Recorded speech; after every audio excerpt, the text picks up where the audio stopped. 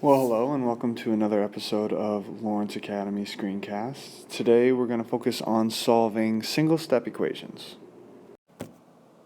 The first thing we need to think about when we think about solving single-step equations is inverse operations. So let's just throw up some mathematical operations which I know you guys know about.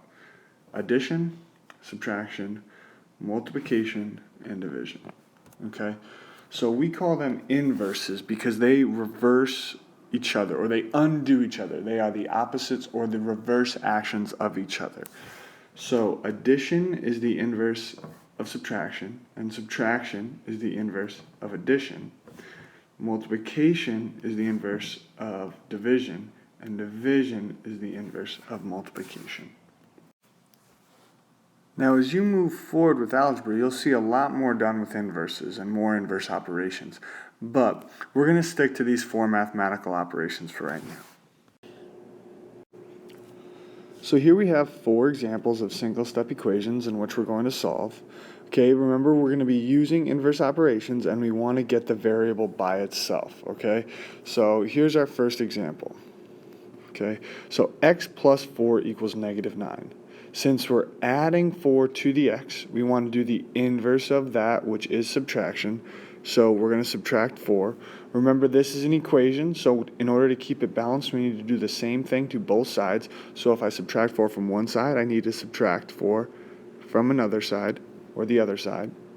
So here we have x plus 4, and then minus 4, so those will cancel out, so we'll have an x on this side, and then that will equal negative 13.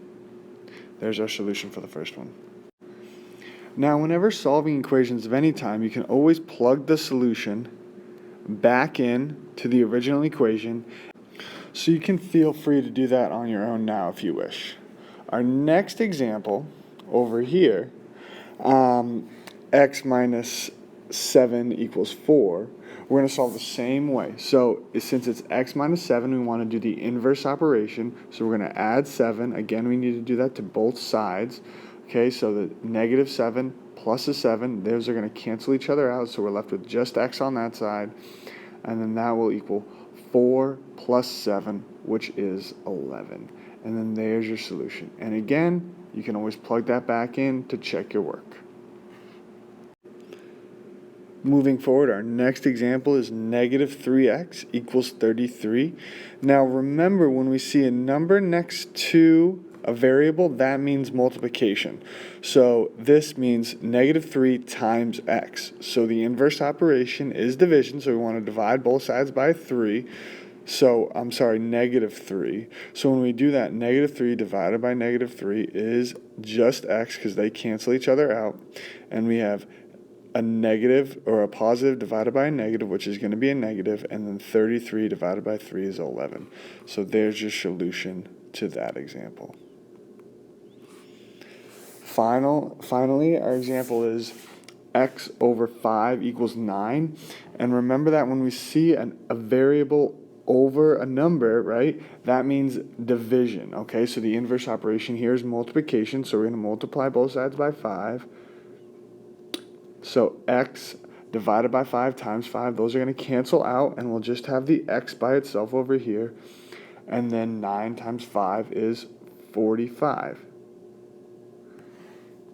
So that is your final solution.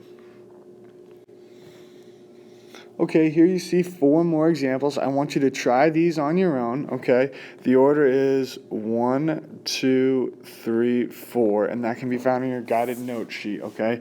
So I hope this screencast was helpful, and I'll see you in class tomorrow.